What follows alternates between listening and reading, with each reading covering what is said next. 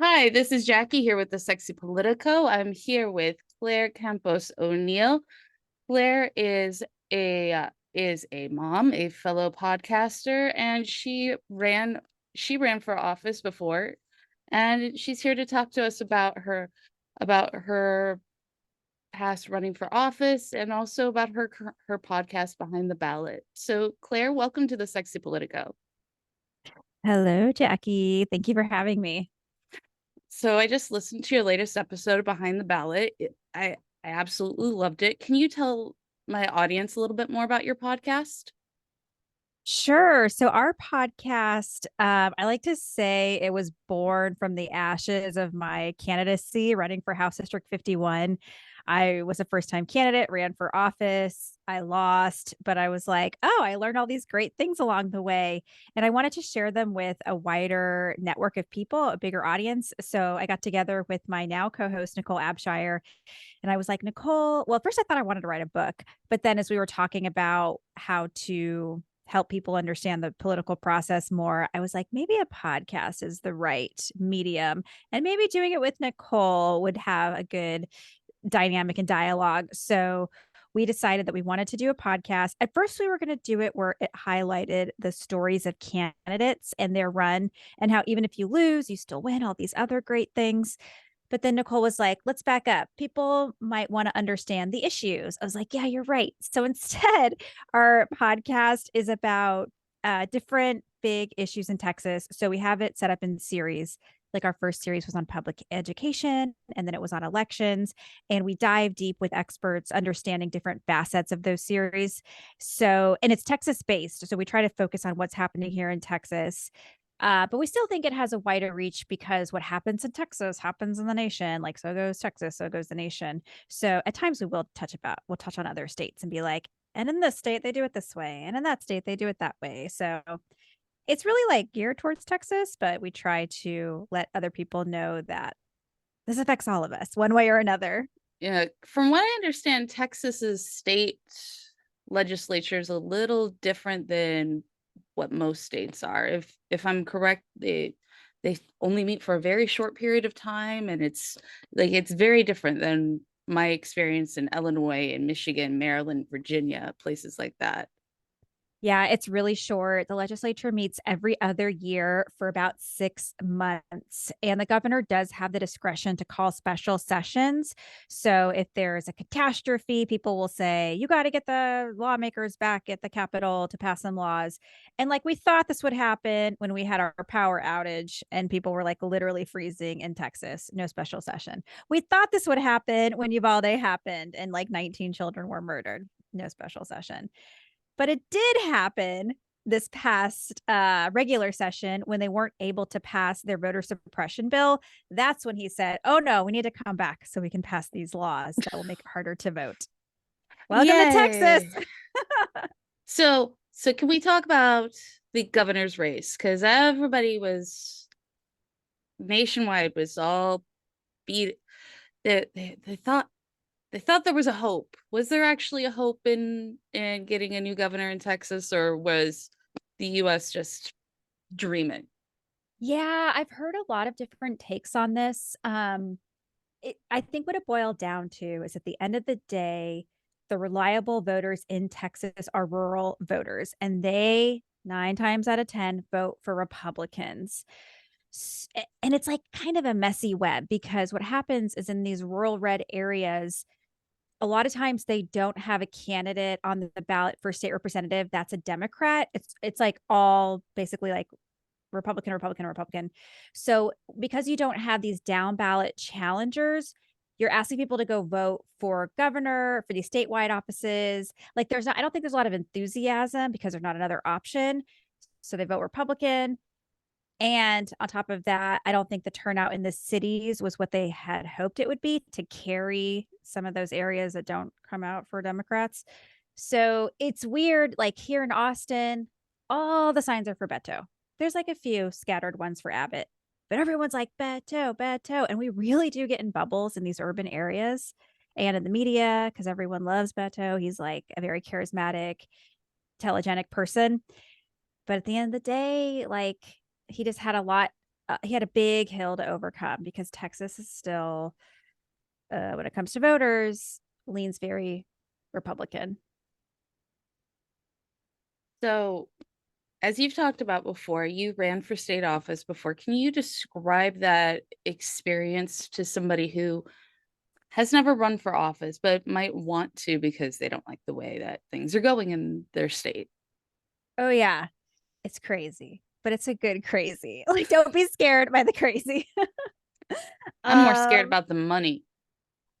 that's scary, but that's okay. It'll something will happen. Okay, like this is how I think about the world and things. There's people who complain and sit on the sidelines, like people who get in the arena and they're like, I'm gonna go for it, come hell or high water. If you're that kind of person, you should run. Because really, at the end of the day, like we truly do not know who's going to win races. If you don't run, you know who's going to win. But if you do, there's a chance. And sure, the odds might be low, but I think it's worth putting your hat in the ring if you feel like there's enough pushing you that direction. So for me, what happened was, I mean, just a lot of that, like a lot of getting more curious about politics. It's not like something I studied in college. I was a communication major. I studied theater and film. And I think I wanted to make an impact that way, which is probably why podcasting has been a good fit because it's kind of like Mm. still sort of communication ish. But politics was also very interesting to me. So as I started understanding who my elected officials were, their backgrounds, I was like, wait a minute, I think I could do what they're doing. In my mind, I was like, these guys, mostly guys, are so with it. They've got to know everything. And then as I started like educating myself, I was like, I think I know more than they do in some realms. And I'm not even the elected official. And I have that curiosity to find out the information if I don't know it, whereas I don't think they do. So that was part of my awakening process. And for this particular race, the man who was a state representative, he decided to run for Congress. So it was an open seat. And Okay. people, yeah, people in like the political know say if you're going to run, it's easier to run if it's an open seat. Yes, absolutely. So I was like, what the hell? Like, I'll run in the Democratic primary.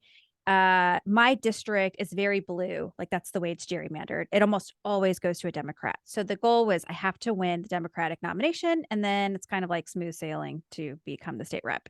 Well, there were 7 of us who ran, which is a lot. I think it was the Yeah. biggest race. A lot. The person who won, no surprise, had the most money, the most connections. She had run previously. Like her game was in place. She knew what she was doing. I did not really know what I was doing.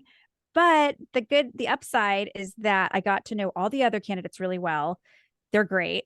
The woman who won, Lulu Flores, when she had her election results party, invited me. She's like, you should come. And like, we're on a friendly basis now. So even though I'm not the rep, I can still call her and be like, hey, Lulu, there's this bill. It sucks. Like, what can I do to help you? So you build that relationship and you're on people's radar. They're like, oh, yeah, like they're serious about making an impact. Maybe they're not the rep, but they ran. And that says a lot. So Now, yeah. I worked on a campaign for in Illinois. He was an Illinois state representative, ran for Congress. He didn't win, but his opponent, I got to know his opponent because I'd be sitting there before events going, "What's up? How's it going?" And he'll respond to my messages on Instagram and things of that nature because he's like, "Oh yeah, I remember you. You worked for them."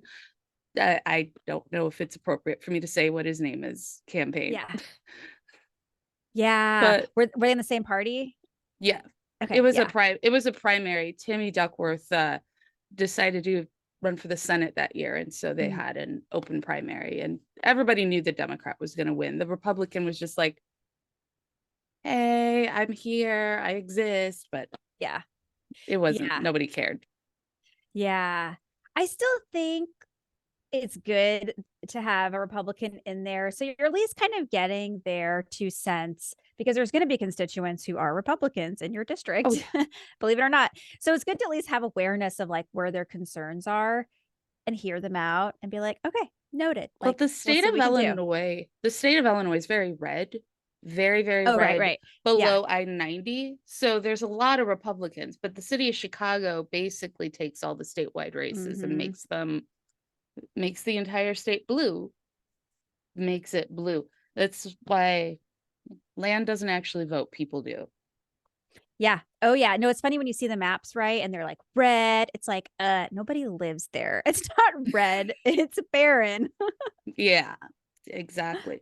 Yeah. So would you have any suggestions for women, mothers, minor any sort of minority group if they decide to run for office? Is there anything that they need to worry about differently than, white white guy? Oh yeah. So in our podcast, Go Behind the Ballot, we had this show where we interviewed these women who started this organization called Blue Horizon, and their whole nonprofit is about training up people who are running in really rural areas. And normally it's like women, people of color, people are like never thought they would run. And they talk about this disparity. They're like, when a white man typically walks into the room, he walks with like all he's like the total package. He walks in with like all these contacts and connections, and he doesn't have to do all the extra work that we have to do. Like he doesn't have to think about childcare most of the time, or the struggle of fundraising, especially if he's an attorney. I swear, I have this theory that attorneys in law school have to be talking to each other. And they're like, when you run, I'm going to write you a check. And when you run, I'm going to write you a check. Because it's so easy for them to fundraise. They just know how to play the game. They do. The rest of us They do not. do.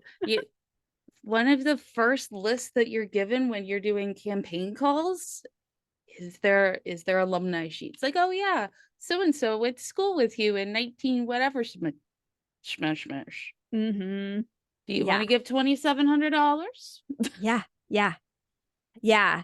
And see, so in Texas, I wish we had limits like that. We don't. Like someone could literally give me $1 million, $1 billion. Like there's no cap on statewide races, which is crazy. Jeez. It would be really nice to have a cap because then you could at least say, well, you can max out at 500 or whatever, but you can't. So you're like, I don't know what to ask my network for.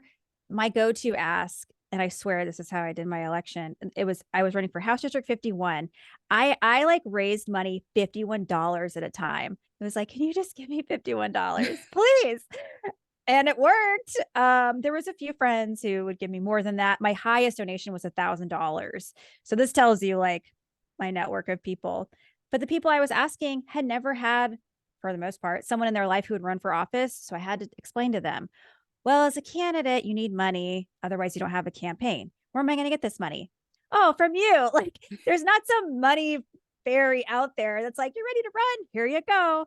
Even my I dad, like, felt like I'd seen you before. Like, I'm like, maybe Emily's List picked her up when she ran because I felt like I saw your face before. oh, maybe. Well, Emily's List is a great organization. I did some check-in calls with them, and most of the check-in calls are about fundraising. They're like, "How's Of your course. fundraising going?" I'm like, "It's a slog. It's going. I'm trying." It's the worst part about working for a campaign. It's just all of these fundraising calls. You're asking people who they may know or may not know for money, and it's Yeah, yeah. I mean, I would say if you're thinking of running, what I would do is start making a list of all the people who really believe in you or believe in the things that you're passionate about. Like for me, it was public education. So I was like, those will be easy asks. And like here in Austin, I'm a member of the Junior League. And Junior League, it's all about volunteerism, it's a women's Mhm. organization and leadership. So I was like, these women will get it. So they were much easier to ask. And that like we pay our dues. So we're sort of used to giving for like a bigger mission. And then I would call my family and my college friends and my neighbors. And then you work your way out of those circles, but those are where you start. So if you're thinking of running, I think the best way to start is to like go through your phone and be like, okay, who can give me some money? And then you're supposed to like put a dollar amount next to what you think they could give and ask for a little bit more. I didn't do this. I asked for what I thought they could give because it's hard to ask people for money. I mean, it's hard. It really is. I don't know if that's being a woman in general where it's hard to ask people for anything. I ran my website for 10 years before I was willing to advertise to my friends and family that I had a political website that this little political website because I was so afraid to tell people about it. Mhm. Yeah. But I will say, and this is like an upside thing, is because I ran, you like, and in my case, I didn't have time to get in my head and be like, oh, I don't want to do it. I was like, I gotta go. I have 4 months to win this primary. Really get into a runoff, but I have 4 months to go. So because I was in that asking mode, it's easier for me now to do that. So like with the podcast, it's the same thing. You're like promoting yourself, trying to get people to listen. I kind of habituated myself to asking people to do things. So it's easier to do it now in other areas. And that's good for me because, yeah, like it's not my nature by any means. Someone told me before that not everybody's gonna like you. Not everybody liked Jesus. And that just really hit me. I'm like, Mm, yeah. yeah. And I'm just like, Yeah. oh yeah. What's the worst they're gonna say? No, they're not gonna beat me up. Right. And also, like, it's trial by fire, right? So you're calling your friends, and the people who are dodging your calls, you're like, oh, they really Mm. weren't my friend. So you find So, out who's there for you. yeah, right. So how much does social media play a part in campaigns in this day and age, in your opinion, for local races? Can't really tell, to be honest. I will say that I spent a good amount of my money on digital ads. Mm-hmm. Uh, but I think the biggest impact you can have is door knocking. I mean, and that also is not easy to do, to literally go up to a neighbor's house and knock on their door and introduce yourself. This is where it helps to have children. I took my children with me. People are typically nice if you have your kids in tow and you're like, hi, I'm Claire, I'm running for office. Um, so I think a lot of it is the ground game that can really make a big difference. And if you can get people to volunteer their time to go knock on doors with you, I think you a lot can happen there, and you can do that cheaply. You just need time and people to help you, Yeah, I and was like money for knocking on cards. I Yeah. was knocking on doors. The candidate I worked for was he always had me go with another guy that worked on the campaign because we were so close to the city that he was like, yeah, no. He's like, I have a daughter too. No. Mhm.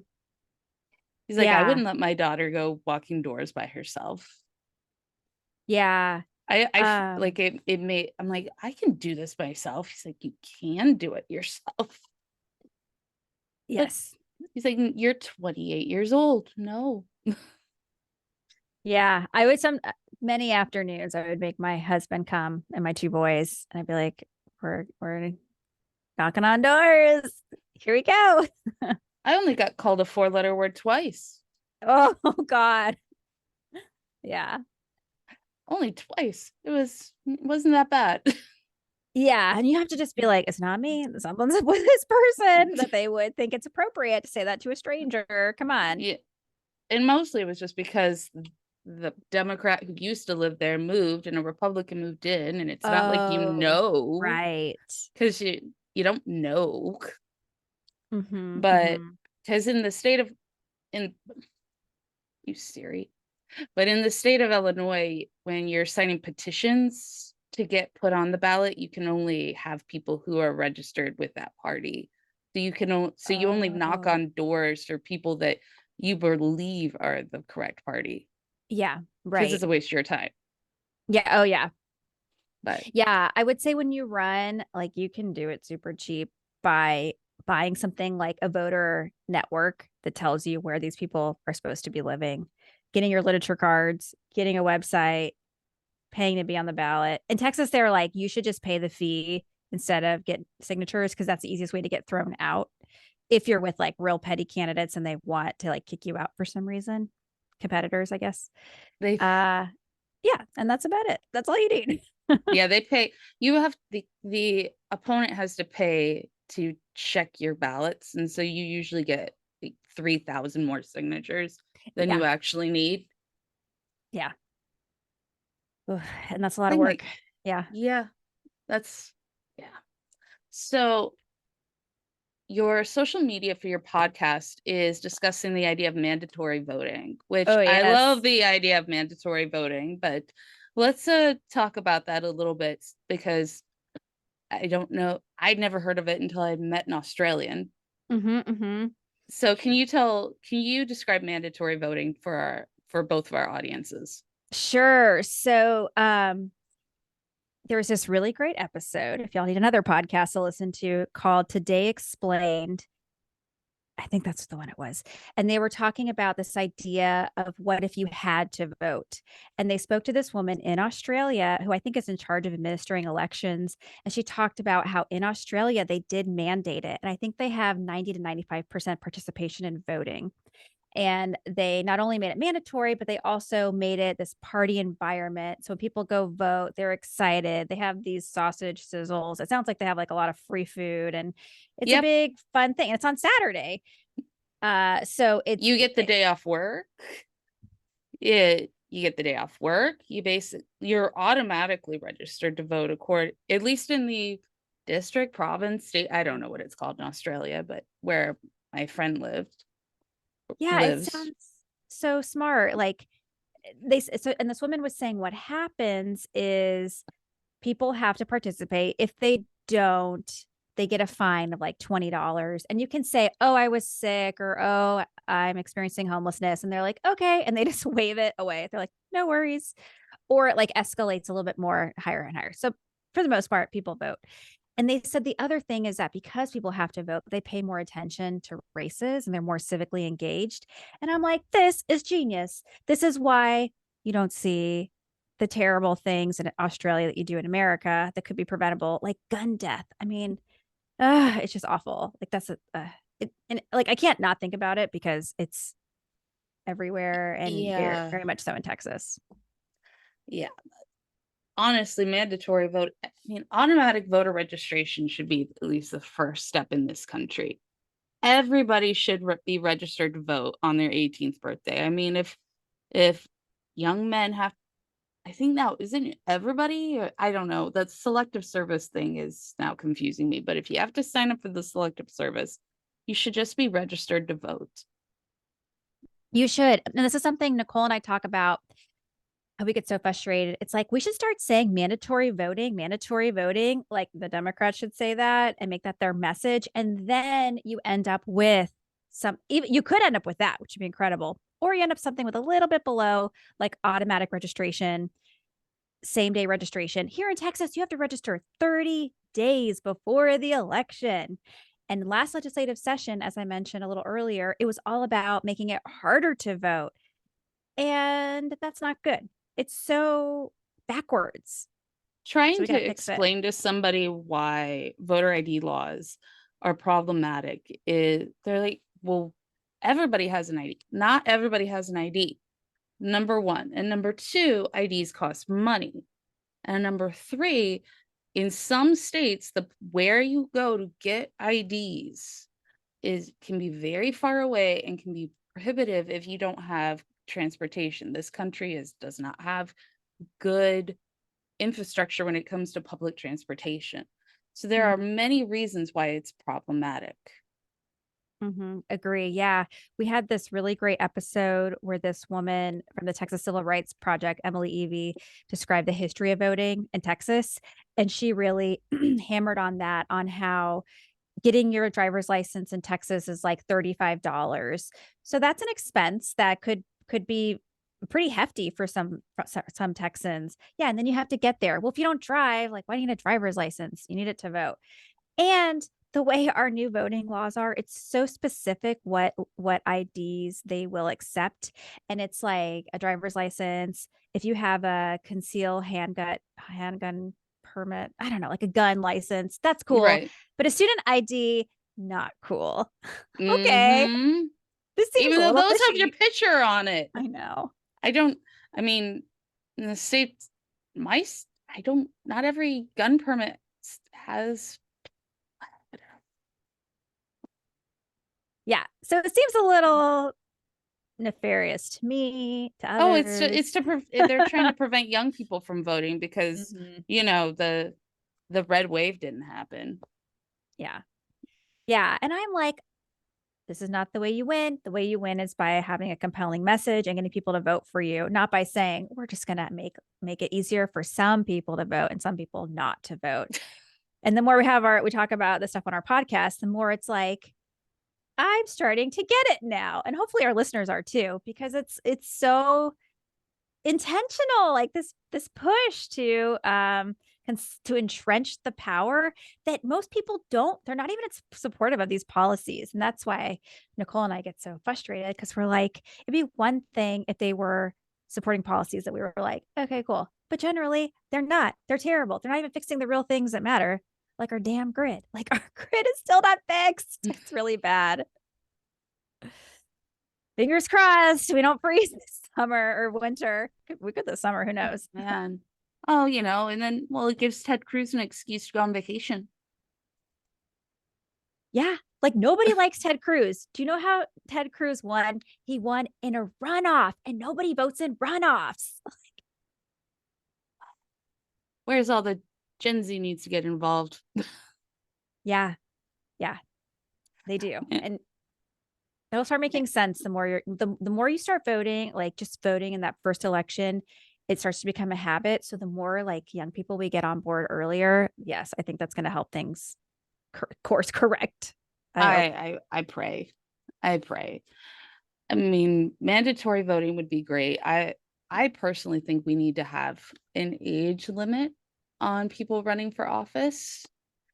Michigan just passed term limits on their House and Senate on people in the state legislature. I think I don't know, think we could look into that. That'd be so great. Yeah. Well, like I was mentioning, the man who was in the position that I ran for, he had been there for 20 years.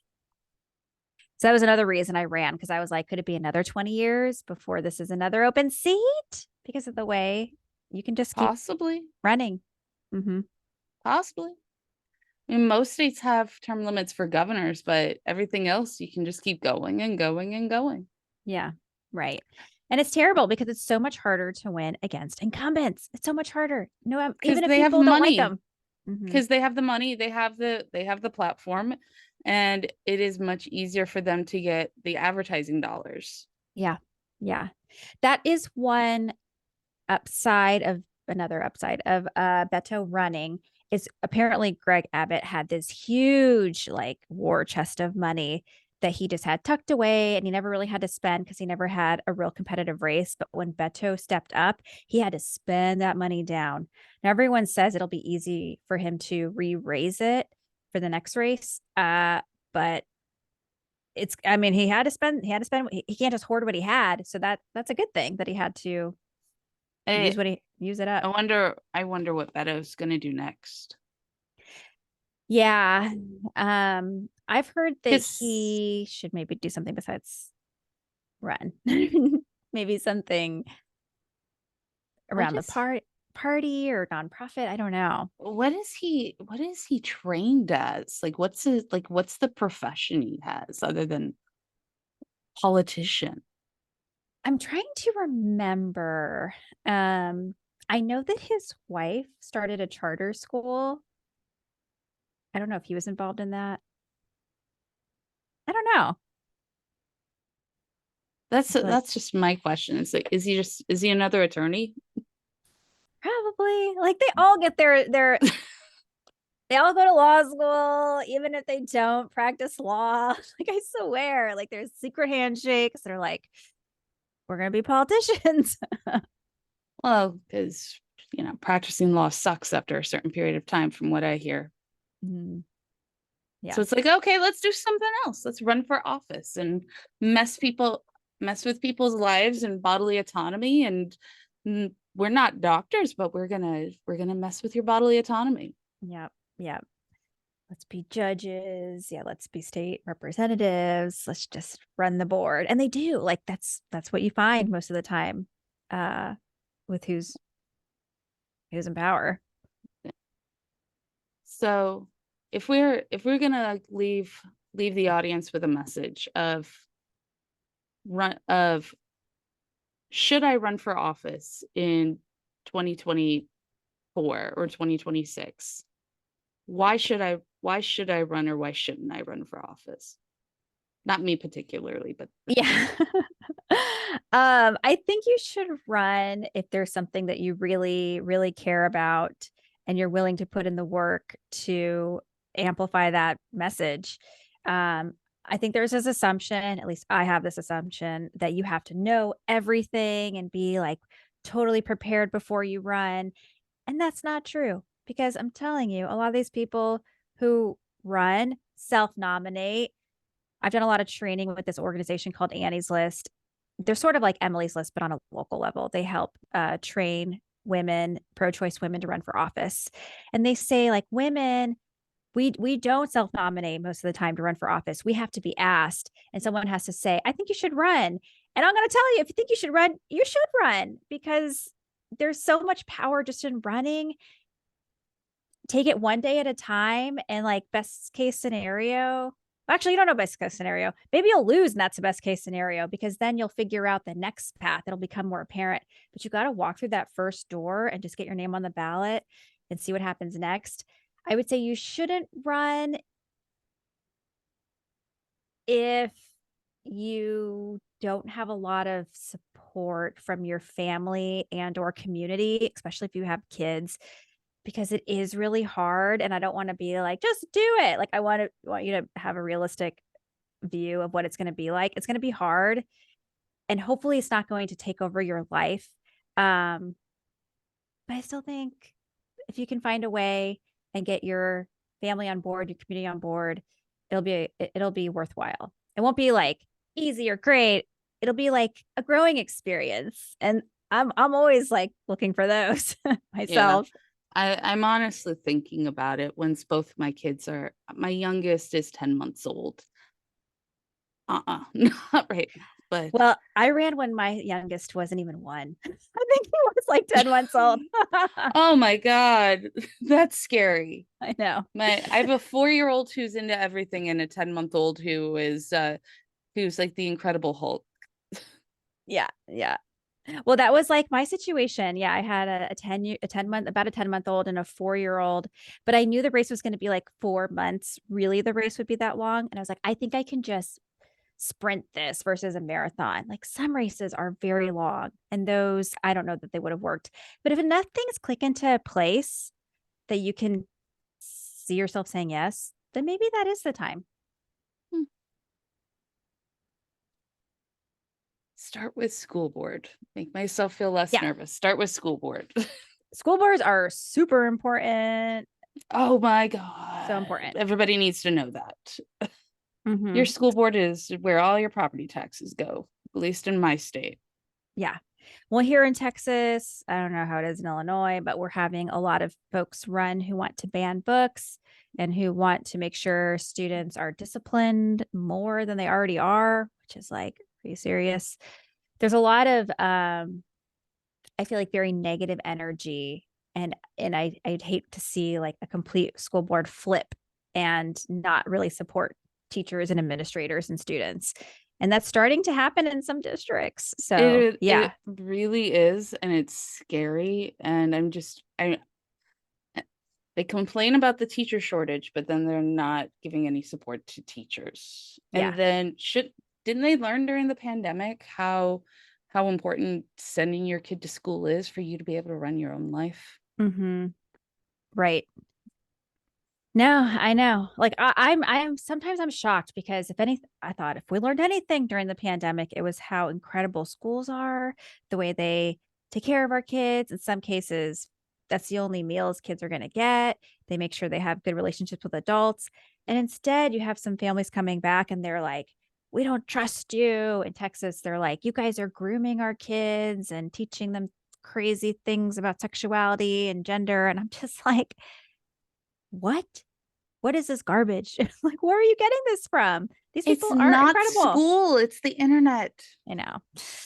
Yeah.